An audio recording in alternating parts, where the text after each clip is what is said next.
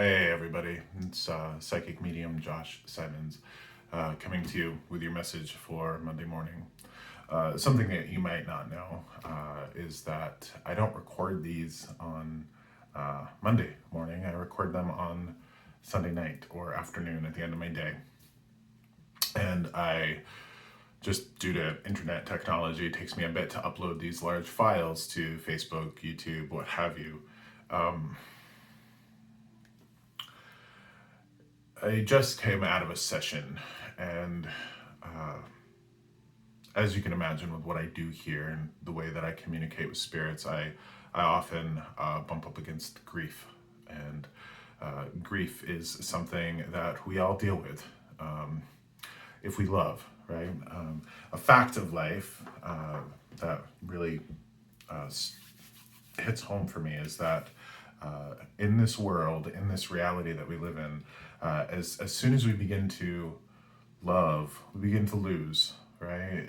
Think of it from your family, think of it from your pets, think of anybody or any creature or living being that you love. As soon as you start to love them, you start to lose them. And that's just how love and loss go hand in hand. Love and grief go hand in hand, right? When we go through that process of loss, we go through that process of grief. Without giving too much away about the session that I just had, I will not bullshit anybody. It was a tough one. I sat with a mother, a sister, and a fiance, and they had all lost their husband, boyfriend, fiance, son, brother, and there was a little baby in the picture. This was a recent loss, and they were still in the midst of grief. And what a powerful session it was. It was exactly what they needed, and I don't take any credit for that. The only thing I take credit for is being the phone line between them over there and us over here. That's all I do.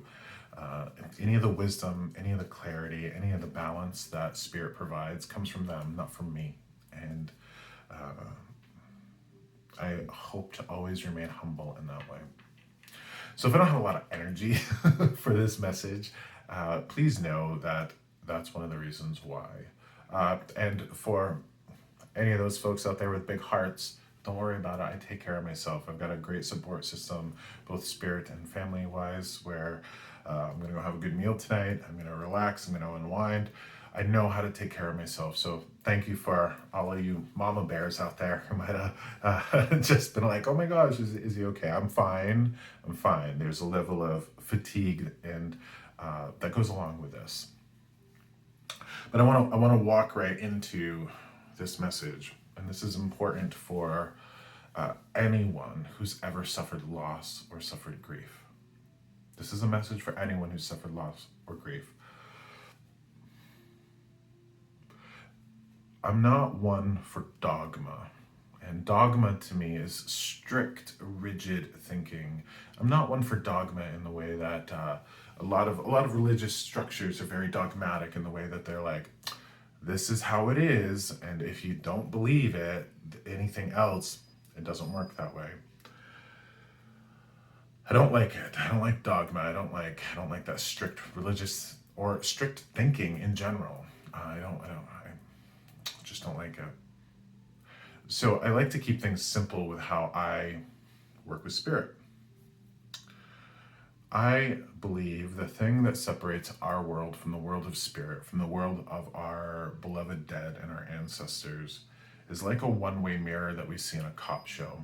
And that one-way mirror, we sit on one side of it. We sit on the side of the suspects, and those who are over here are generally speaking oblivious to what goes on the other side of the mirror.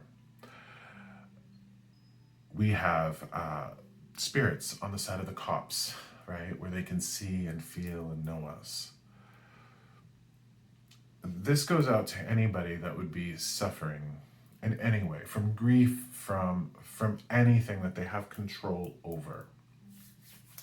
If there's a way for anybody watching this to minimize their suffering in their life, You not only owe it to yourself, you owe it to your spirits. Because here's the truth, as best I can tell. When we suffer, our spirits suffer. Imagine them being on the side of the police or the detectives and looking through the mirror and seeing us. And anything that we suffer from, anything that we have control over, because there's some things that we suffer from that we have no control over, but if we do have control over it, we should minimize it. If we want our spirits to rest in peace, we must live in peace. Grief is such a fascinating process, but for whatever it is, for whoever suffers from it, we must all remember that it is a process, right? There's the classic 5 stages of grief, and yes, that is a thing. But what I'm talking about is moving through it and doing your best to find a place of peace. Grief is something that I think, generally speaking, we have all messed up in this modern world. I come across person after person after person who holds on to grief almost like a badge of honor. And it's almost like there's an unconscious or a subconscious way of holding on to grief in the way of like, if the harder we hurt, it's like the more we're showing them over there, the people that have passed, that we love them, right? And that's really backwards. But I mean, we have sanitized death. We have shunned it. We don't like to talk about it. But it is that one constant that we all have, right? We're all gonna die. We should do our best to die well, right? And dying well means living well. That's a whole other video. But this message goes out to anybody out there who is suffering, whether from grief or loss or anything. I'm going to ask you a question. Do you have people that you've lost that have moved to the other side of that mirror? That's a yes or no question. And if you do, the next question is, do you want them to suffer? Because if you're a person, and I believe you're probably a person that does believe this, if you're watching a video from a psychic medium, if you believe that we continue on, in whatever form we continue on, if you believe that they can feel and see us, they know us, if you believe that, then can you see how much sense this makes? That we should do our best, do our absolute best to find a path to peace. Doesn't mean the grief will leave us. Doesn't mean that we won't suffer to whatever degree. But I need you to hold on to that. If you have folks on the other side of that great mirror and you don't want them to suffer, and you have an opportunity to minimize your suffering, like I said before, you not only owe it to yourself, you owe it to them. Because I think most people watching this would not want their loved ones on the other side of that mirror to suffer. I don't believe that. I know that the folks that I have on that other side of the mirror, I'm doing my damnedest to live my best life, to not cause imbalance or pain in the lives of others, and to minimize the imbalance and pain that I have in my life. And when I do that, it's like the best win-win scenario. When I minimize my suffering, I minimize their suffering. If I'm walking around oblivious and selfish and suffering and all of that, our spirits are suffering because they're watching us. You would not believe the level of frustration that our spirits have for us, because for the most part, we're magnificent, wonderfully loving, magical beings. Very few of us see that. There's such a level of frustration from our spirits because most of us are good folks. Most of us don't realize that. Most of us beat ourselves up and hold ourselves accountable and hold ourselves to standards that we would never have other people walk around holding themselves to. Interesting, right? So I pass that message along, and I hope the folks who need to hear it will hear it, right? That if you have the option to minimize suffering in your life, and you can put your hands on it and change it, then please do so. But now, I thought, weirdly, I thought that was going to be it. I thought that was going to be it for the message. I was like, okay, I'm going to do the video. I'm gonna hop in there. I'm going to give this message that is just welling up from my heart for everybody in this world, everybody who is human and who suffers. But now, because this is like a Monday message, I'm going to share a tarot card with everybody. And we're going to walk outside of what I was just talking about. And for some reason, I want to talk to you about what the upcoming week looks like. And I know that there's all sorts of people watching this video, which means that, it's hard to do a reading, per se, for the collective. But I want to talk to you about some stuff. And I do use tarot, I do use oracle cards, I do use runes. But today it's tarot, just a single card. And that's what I do here. I listen to the messages that I get. I listen, and I think most of us should learn how to listen. So just listening to the messages that I get, I shuffle the deck 3 times and I cut. And the card that I have for our upcoming week is the 5 of Pentacles. I'll show it to you. So I use the Rider-Waite-Smith deck, and in the 5 of Pentacles, and I don't really expect most people that aren't into tarot to know this, but 5s in tarot are not generally fuzzy cards. My relationship with this card is I refer to this card as the winter of our soul.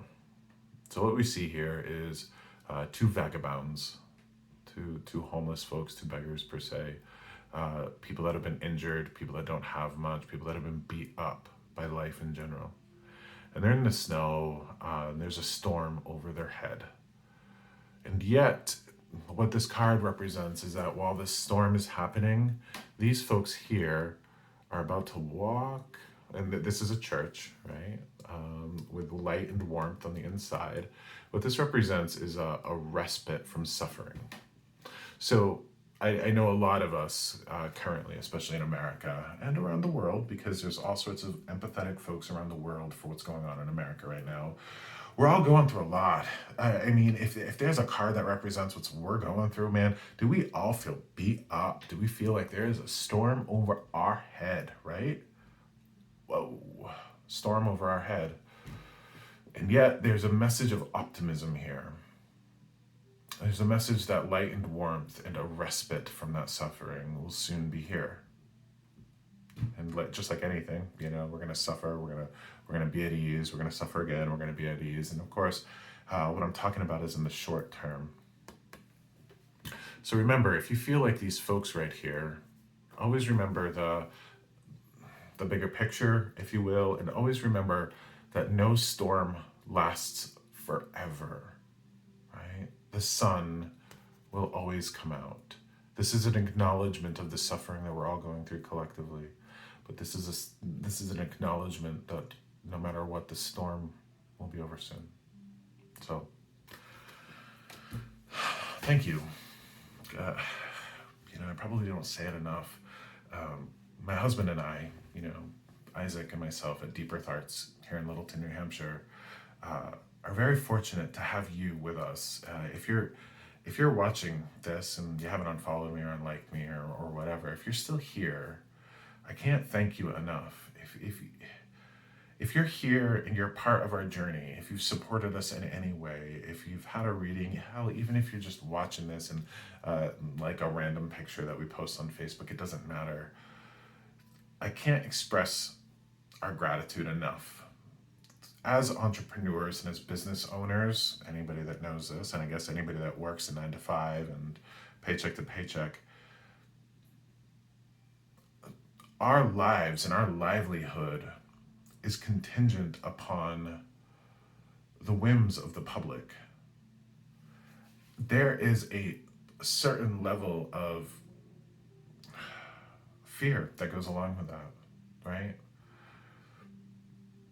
But if you're with us and you're on this journey with us, I can only say thank you, because with folks like you, that journey of entrepreneurship and owning a business, it's far less frightening with folks like you with us.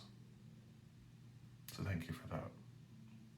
Now, go out, have a wonderful week, and kick ass, right? That's all we have to do. When it feels like you have a storm over your head, remember it's not going to last forever, and do your best to get through it. That's all we can do, and that's all our spirits would want for us. So, thank you for this again. Take care of yourselves. Have an awesome week.